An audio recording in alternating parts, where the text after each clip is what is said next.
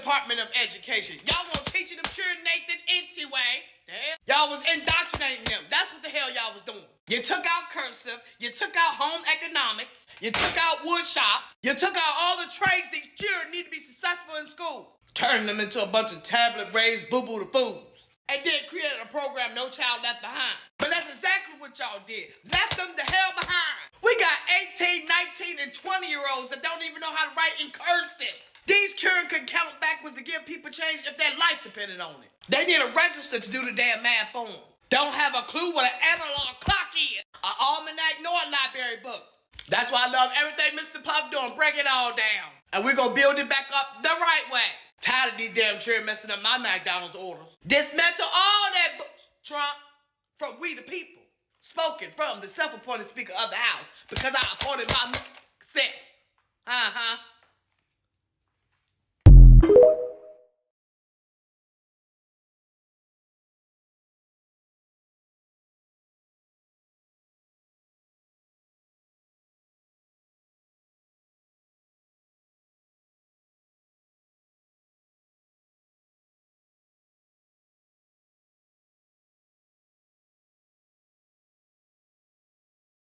Live on, let's count it, Facebook, Instagram, YouTube, Rumble. Yes. Are we live on Rumble? No. Yes. Oh, and X. Oh, they're going like this to me. Okay, so lots of places. I always forget about X, but isn't that the place to be now? Okay, so we're live everywhere, wherever you happen to be watching. Today is Wednesday, March 19th, 2025. I'm calling today the middle school edition because there's a lot that we're going to be breaking down and unpacking when it comes to middle schools across the country. For starters, I am going to talk about briefly the cuts and reports from the Department of Education. I can't not talk about it after a wake-up video like that, right? We're going to talk about Illinois teachers in Deerfield allegedly forcing middle school girls to change in front of a biological boy in their locker room. This story has exploded everywhere. It's constant. It's an ongoing developing story, but we want to tackle it. And I'm also going to share with you, and this one gets me, an 8th grade test from 1912. Don't be scared, because it's either going to make you really, really depressed about the state of education. Don't laugh back there.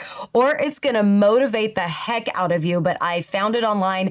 Many of you might have seen it. We're going to share it today. That's later in the show. So before we go any further, drop me a comment where you're watching or listening from. We're here in California. As most of you know, belly of the beast, fight, fight, fight in the best joyful way possible. Subscribe for free to PragerUkids.com if you have not already, because we've got wholesome videos and lessons that teach kids K through 12 knowledge. I'm a mom, regular mom. I was brought on board to PragerU in 2021 to help begin, develop, and ultimately launch PragerUkids.com. Again, it is free, and we teach life skills, history, good character, financial literacy, and so much more. Civics. We need civics, don't we? Yes. So much more on our website. Free resources, tons of faith-based content too. So let's tackle, before we go into Deerfield, Illinois' tragic situation in the locker rooms, let's tackle this Department of Education stuff first, just for fun. If you caught the clip of this at the beginning, about a minute and a half ago, that was wild, right? It was wild. It got my attention. I hope it got your attention too, because when we're scrolling, at least when I'm scrolling my feed online, I am constantly seeing, and I follow a wide spectrum of people. I follow people who don't necessarily share the same worldview as me, because I believe that that is such an important part of learning and being educated as a mom, as a parent, as a, U.S. citizen, in learning different perspectives. And I follow so many people who are seriously flipping out and panicking about what's going to happen to the children with all of these cuts. A few weeks ago, I was on Fox News, and they showed they kicked off the segment with a video of Randy Weingarten, head of the one of the largest teachers unions in the country, and she was flipping out, saying that this is going to ruin education, it's going to ruin children, blah blah blah blah blah. So here's the deal. Let's talk about it, okay? And I want you to weigh in on the comments wherever you're watching or listening from: Facebook, YouTube, X, Instagram, Rumble, all of the things. Weigh in. Let's get to the first article that I have here. This is from U.S. News. The headline reads, Education Department fires over 1,300 workers, gutting its staff. Whenever you use the word gut, it's so visceral, isn't it? But let's scroll down. You can look up this article for yourself. I'm here to inspire you to get, independently educated. But I want to take a peek at the quote that is maybe, 1/3 down. Our department's final mission, says Linda McMahon. Linda McMahon previewed the cuts and promised a new era of accountability to restore state oversight in education and end what she has continuously referred to as Washington's overreach. And here's a quote from her, if you're listening. In coming months, we will partner with Congress and other federal agencies to determine the best path forward to fulfill the expectations of the president and the American people. Now, get this. I want to highlight this. I bolded it on my script so we can really hone in on it. She says, we will eliminate unnecessary bureaucracy so that our colleges, K through 12 schools, students, and teachers can innovate and thrive. And what has been happening here? I think that's really important because what's happened so far that people are flipping out about is, these are the facts. Around half of the department's workforce has been laid off or resigned. Okay. $1 billion in contracts related to educational research and diversity, equity, and inclusion, DEI training has been cut. I'm just going to say that again for the people in the back. $1 billion in contracts. That is a heck of a lot of money, right? So one thing that I want all of us to remember as parents, as teachers, we know there are good teachers out there. Despite the changes, the budget cuts, the department has said that it will continue to fulfill its programs, including formula funding, student loans, Pell Grants, special education funding, and competitive grant opportunities. Many federal education programs predate the Department of Education. The Education for All Handicapped Children Act, as an example, is from 1975. It predates the Department of Ed. So all of those protections for special education will still stand after these cuts. Just for kicks, I want to look at the original mission now for the Department of Education. Let's just look at the original mission for the Department of Education, and this is from ed.gov about. So this is from the Department of Education's website, the original source as I'm sharing it with you now. Mission of the U.S. Department of Education: to promote student achievement and preparation for global competitiveness by fostering educational excellence and ensuring equal access. Okay. Global competitiveness. Can I ask the people in the back, are we number 1, 2, 3, or 4, or 5 in the global rankings of education right now around the world? We are not. I'm moving my hand. I mean, this is a live show. You guys get it raw and as I see it. We are not in the top 5, nor are we in the top 10 any longer for education on a global scale. That makes me so sad. It is our why for creating PragerU Kids. It is our why for making PragerUkids.com free so that parents and teachers can supplement our kids' education. I want to continue on this mission for the Department of Education. I'm just going to go through a few of the points right now. Point number 2 on here, if you're watching, the Department of Ed is supposed to, the original mission, when it was established on May 4th, 1980, it's supposed to supplement and complement the efforts of the states. Supplement and complement the efforts of the states, the local school systems. Okay? I don't think it's supplementing and complementing the efforts of the states.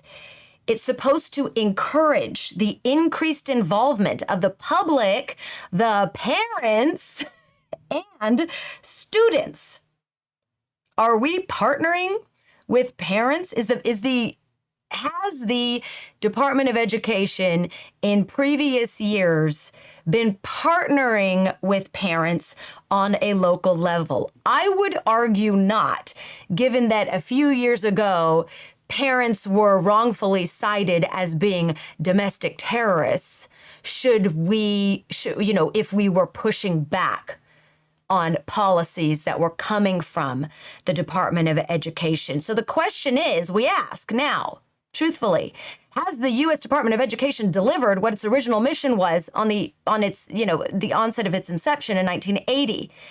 Student outcomes in schools have plummeted. Less than half of students K through 12 are proficient. That's according to the National Assessment of Educational Progress, the NEAP, Nation's Report Card. We get a report every single year, and every single year we keep following that. Less than half of students K through 12 are proficient in math and English language arts. The Department of Education provides 8% of funding to public schools. So they're not funding the public schools.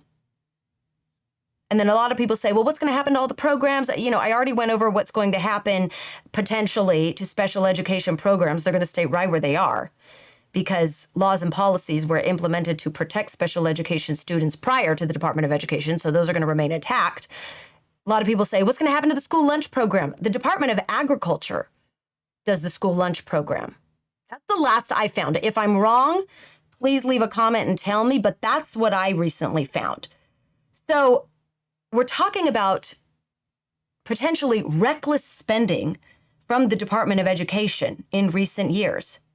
And just for kicks again, let's go to the Department of Government Efficiency website and take a look at what has been uncovered through their audit up to this point of the Department of Education. So we're at doge.gov/savings. Oh, did I send this to you, Jace? Is this the one? Yes, it is the one. Okay, let's go ahead. Jace is producer extraordinaire in the back. There we go, man. All right. So let's scroll down to the Department of Education section. Can you see it there? I'm getting a sip of water. Thank you. We're scrolling down to the Department of Education section. And let's see. Oh, there we are. So I pulled it up on my screen. I don't know if you have it on your screen there. There is a whole section of Department of Education. I am going to go through this. So allegedly, 89 multi-year contracts totaling $900 million have been cut from the Institute for Education Sciences. I encourage you to go to doge.gov/savings and poke around this website. There we go. Scroll all the way down to Department of Education. There's all sorts of, Department of Ed things listed on here. Find this for yourself. Nothing I found that I clicked on seem to be going to schools at a state or local level or going to fund children. I did not understand. Now, again, I'm only a mom, but I was clicking through many of these Department of Education expenditures that Doge uncovered, and I cannot clearly understand any of it. One $18 million expenditure that I literally clicked on now, Mathematica Inc., an implementation and impact evaluation study of the 21st Century Community Learning Centers program. I don't know what that is. If someone can investigate and tell me what, literally millions of dollars. I ask, if we can't clearly understand what something is, does that mean that it's legitimate? The Department of Education was started as a payoff for teacher unions for getting President Carter elected in the late 70s. And the department, as we have followed it now, myself personally, closely in recent years, the department has pretty much empowered teacher unions who have politicized agendas to get policies and items into educational settings. If you go to the NEA, National Education Association, one of the biggest teacher union in the nation, if you go to their agenda items for their yearly meetings, you can do this online. It's all public information. You will find agenda items to discuss rights to abortion, LGBTQ plus outreach, Palestinian causes, to implement these types of discussions and policies into schools.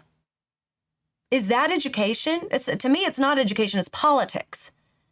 So people are freaking out in quotation marks about these changes to the Department of Education regarding monitoring what this department is really spending billions of dollars on. People are freaking out that changes are coming, but in the name of saving money and reducing waste, we are obligated to ask as regular parents, as citizens of the United States of America, if something isn't working for decades and decades and decades, should we still be spending money on it?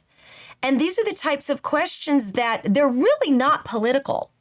These are not political questions. These are common sense questions that we should be opening conversations with and teaching our students to start thinking about. Should we be spending money on something that was supposed to lend itself to children becoming globally competitive in a world that requires them to be educated? Are we spending money in a wise way that is making our schools globally competitive? And we can maybe keep getting results saying that half of kids aren't even proficient in math and English, then to me, I say, okay, then the money is not being spent in a purposeful way. I always say we're smarter than this, right? But then I think, well, maybe we're really not smarter than this because people don't know how money works. Drop a line if you agree that our students and many of us parents and teachers don't quite know how money works. And this is the perfect segue. This is why we created our financial literacy show, Cash Course on PragerU Kids. Take a look. I want to take you now to PragerUkids.com while we're talking about money and just show you our financial literacy course that is free. Videos on the website, PragerUkids.com. This is our series, Cash Course, dozens and dozens of episodes. If you scroll down this page, you can see that our leading thumbnail is the Great Federal Reserve Mystery, the cost of price controls, America's economic secret sauce, profits and losses, scarcity and choice, making economic decisions. These episodes are specifically for middle school kids. There are worksheets, there are lessons. We talk about borrowing, savings, budget, student loans, assets and liabilities, all of the things that our middle school kids should start being introduced to so that they know how money works, so that they do not find themselves in the same situation decades from now, wondering what in the world is our government spending money on that is failing to educate kids. Let's take a look at a clip right now. Consider this like a little teeny weeny short commercial break. Let's take a quick clip right now at our Cash Course video, What is an Economy? Let's roll it. So, how does an economy work? Well, an economy is the activity between consumers and producers. When you buy lemons, sugar, and ice for your lemonade, you are participating in the economy as a consumer. On the other hand, when you make and sell your lemonade, you're participating in the economy as a producer. And who do you sell it to? Consumers. This cycle of economic activity is happening everywhere around you, including at your favorite restaurant, at your local barbershop, and all over the internet. As buying and selling increases, economies grow and expand, creating financially good times. But sometimes, due to various reasons like political instability, extraordinary events, and inflation, activity will slow down and the economy will contract or get smaller.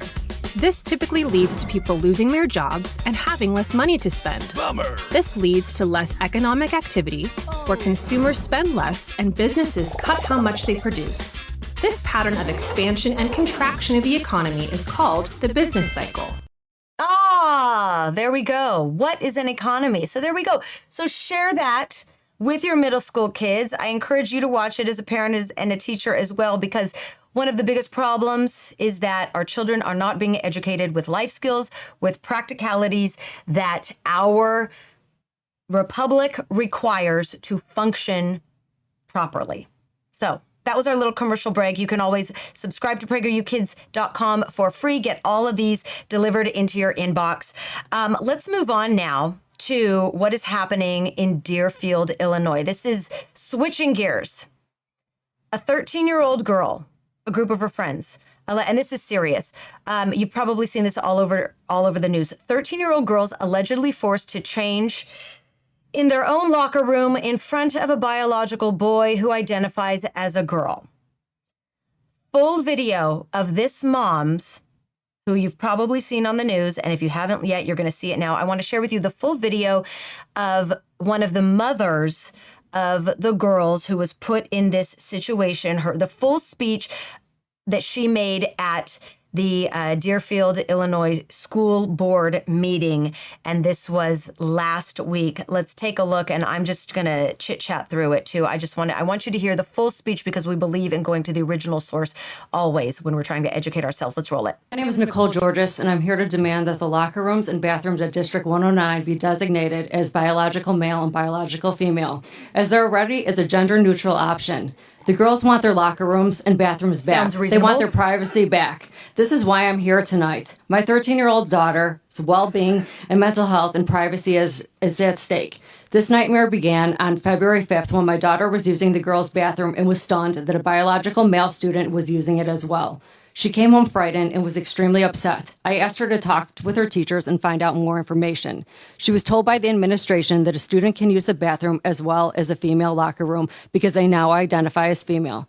I was sent an email to the teachers involved and received a call from Principal Wegley. Good mom. He verbally reiterated that under Joanna Ford's direction and their legal counsel that the student could use both the locker room and bathroom. I expressed that the school was in clear violation of federal policy. Good. The Trump administration issued an executive order restricting biological males from participating in sports and accessing female locker rooms. That day, I filed a civil rights complaint on behalf of my daughter with the Department of Justice. It has now been referred to the Department of Education. A federal complaint has been filed with the district to protect the students. Necessary. The situation went from bad to worse. A few days later, the male student was present in the girls' locker room. Feeling violated, the girls made the choice to not change into their PE clothes with a biological male student present. The next day, Assistant Principal Kathy Van Treese pulled the girls into their office, questioning them. The same day, Assistant Superintendent Joanna Ford, Kathy Van Treese, and multiple teachers all came into the girls' locker room, making them change into uniform. This went on all week with the addition of Ginger Laugerman. My daughter refused to take part in having her privacy being violated. How dare they? She ran out and called for me for help. Principal Wegley answered was offering my daughter a new PE class. The answer was no. No. She is not changing for the remainder of the year, and she is not changing into another class. The girls just want their privacy, and they want their locker room back. There are gender-neutral options. This is my daughter's story and the story of many other young girls who have been forced at the difficult age to do something they know and most adults know is wrong. Do the right thing, Deerfield, and give these girls their locker room and bathrooms back. Allowing biological males to access girls' locker rooms sets a dangerous precedent that erodes the very foundation of female privacy and safety. By making this decision, the school board is not only disregarding the concerns of young female students and making their families, but also establishing a legal and policy framework that will make it increasingly difficult to protect the integrity of female-only spaces in the future. Thank you. Thank you. That's Nicole Georges. You've probably seen her all over the news.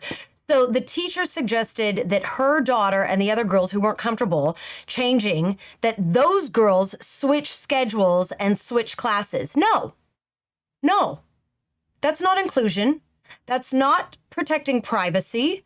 That is not honoring democracy and individualism. That's not honoring it. Why should students who have done nothing wrong have to upend and change their entire situation and be vilified and be bullied by teachers, authority figures? No.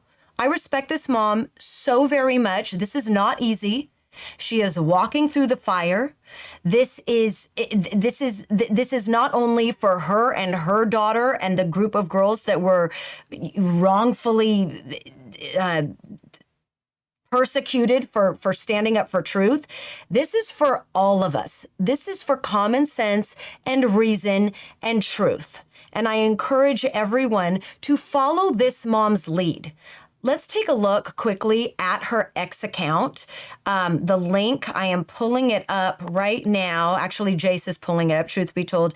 So I just want to tell you what this brave mother has done. She has filed a police report, a grievance report with the school, a civil rights complaint with the DOJ, Department of Education. The Defense of Freedom Institute and Liberty Justice Center cited a formal complaint against the Illinois State Board of Education and Chicago Public Schools. This is a classic example of David and Goliath.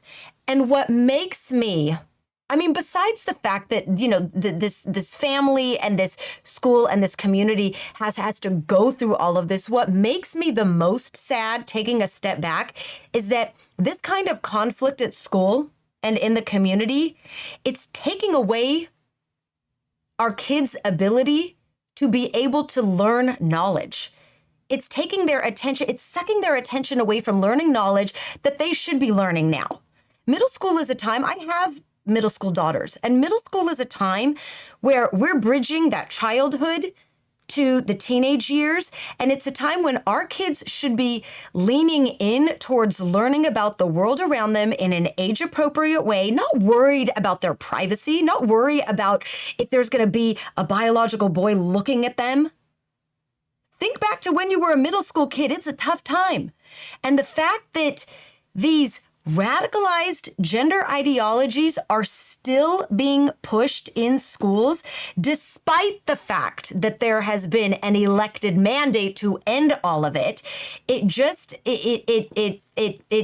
makes me sad, and it reinforces that we parents must continue to be brave and courageous like this mom in the Deerfield area. We parents are constantly vilified around these situations when we're trying to protect our kids, and we're gaslit into thinking that we're wrong. And the key to not getting bullied is to get informed about how to tackle these issues in public forums, just like that mom, Nicole Georges, did.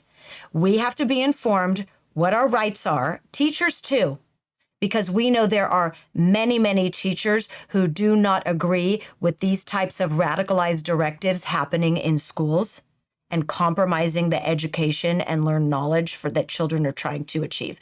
We need to know what our rights are. We need to get the verbiage, as I say, get the words to use, because sometimes we don't necessarily have all the words.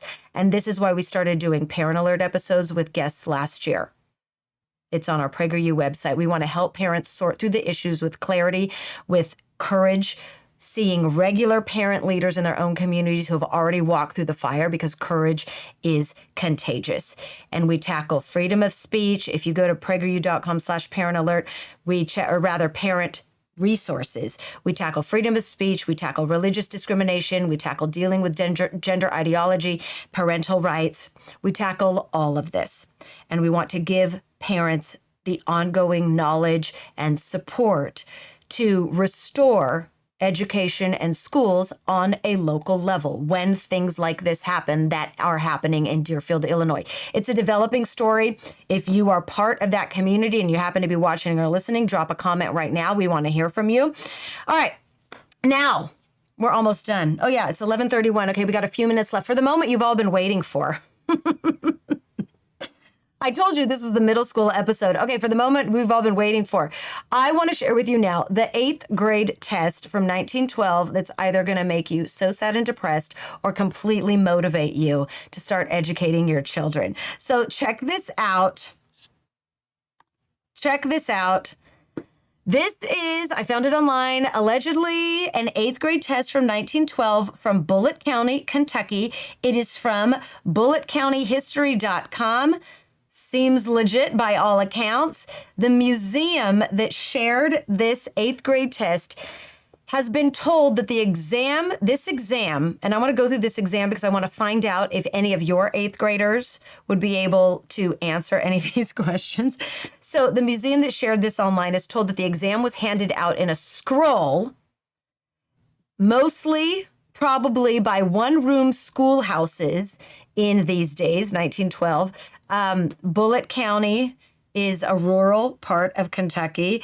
They suppose that students came together at the county courthouse once or twice a year during this time to take this common exam, knowledge that all students should know in the 8th grade. To put it into context, again, remember, 1912, this was before World War I.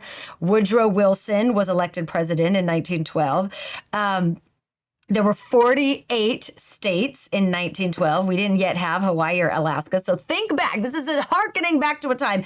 Let's go through some of the questions together and ask yourself again, would your middle school child know the answers to any of these? 8th grade examination, November 1912, spelling, circulate, participate, musician, architect, eccentric, associate, rhinoceros, some of the spelling words, reading. Okay, reading and writing given by the teacher. That's on the test here. Okay, so arithmetic. Find cost at 12.5 cents per square yard of, oh wait, no, I'm not going to read that. Okay, let's read this one. A man bought a farm for $2,400 and sold it for $2,700. What percent did he gain? A man sold a watch for $180 and lost 16 2/3. What was the cost of the watch? Find the amount of $50.30 for 3 years, 3 months, and 3 days at $8 per cent. I don't even understand that question. Let's go down to grammar. What is a personal pronoun? What properties have verbs? Diagram. The Lord loveth a cheerful giver. Oh, that is extra proof that our public schools welcomed and incorporated God and the Bible prior to the inception of the Department of Education. Right? Am I right? Right there. People always say separation of church and state. Nope, nope, nope, nope, nope. I am going off script right now and reaffirming this 8th grade test from 1912, citing diagram, the Lord loveth a cheerful giver. God was welcomed into classrooms at a time when the United States was one of the top-ranked countries in terms of education. Think about that.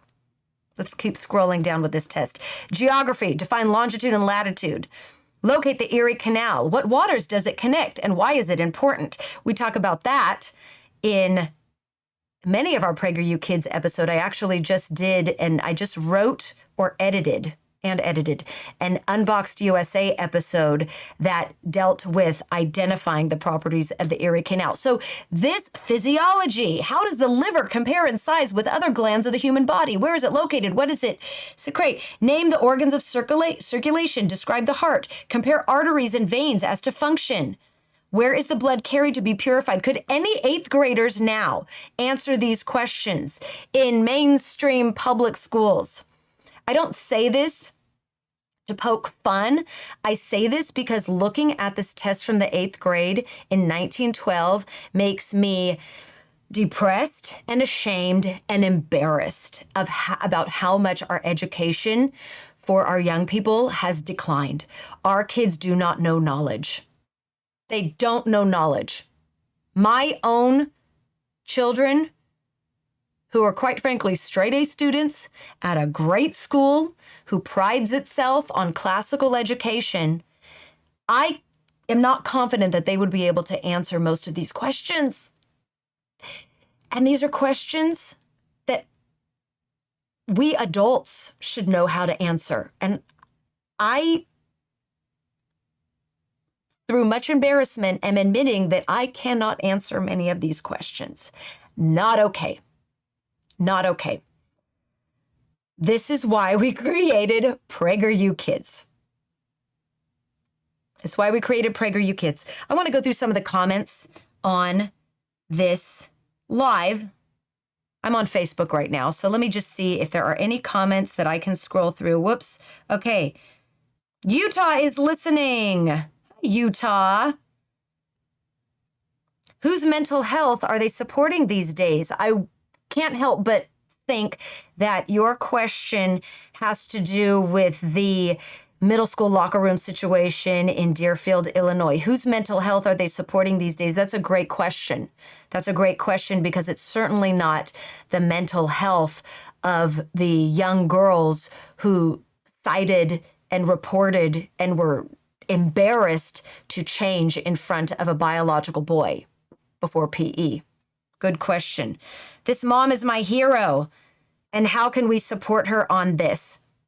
Great question. I don't know Nicole Georges personally. We have a few connections with her through a friend of a friend of a friend here at PragerU. I do not know her personally, but Darlene, your question, how can we support her on this? I recommend that you go to her X profile, Nicole Georges. I'll spell it for you right now just so it's there. Nicole. Her last name is spelled Georgas. She has a handle on X that she is sharing updates about this story. I imagine you might be able to find some information there if you wish. So proud of this mom and others who are fighting for our girls. Bravo, Las Vegas is listening. Hey, Bonnie, Viva Las Vegas. I love it. Okay, so thank you for your comments.